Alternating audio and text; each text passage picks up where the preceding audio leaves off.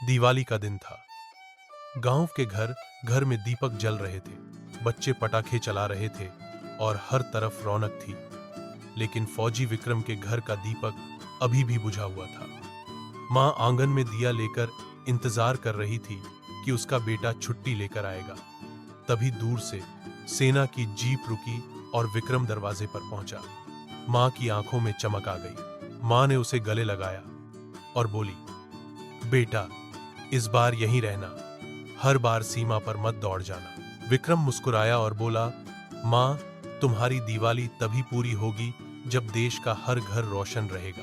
इसी बीच उसका फोन बजा।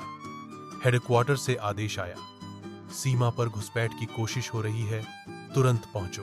विक्रम ने मां के पैरों को छुआ और बोला, आपकी दुआओं से ही लौट कर आऊंगा।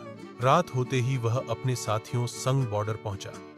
चारों ओर गोलियों की आवाज गूंज रही थी। दुश्मन भारी हथियारों से हमला कर रहे थे। विक्रम ने एक बंकर की आड़ लेकर अपनी इंसास राइफल उठाई और निशाना साधा।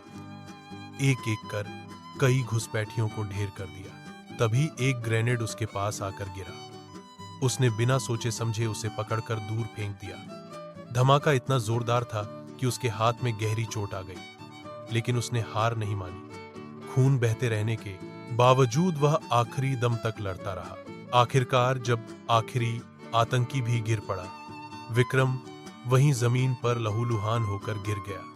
उसकी आंखें बंद हो रही थीं, लेकिन होठों पर मुस्कान थी, क्योंकि तिरंगा अब भी सीमा पर लहरा रहा था। अगली सुबह गांव में दीपक जले, लेकिन विक्रम की मां के आंगन का दीपक बुझ गया। सारे सैनिक उसकी शहादत को सलाम कर रहे थे, लेकिन उस वीर सपूत के लिए किसी ने लाइक और सब्सक्राइब नहीं किया।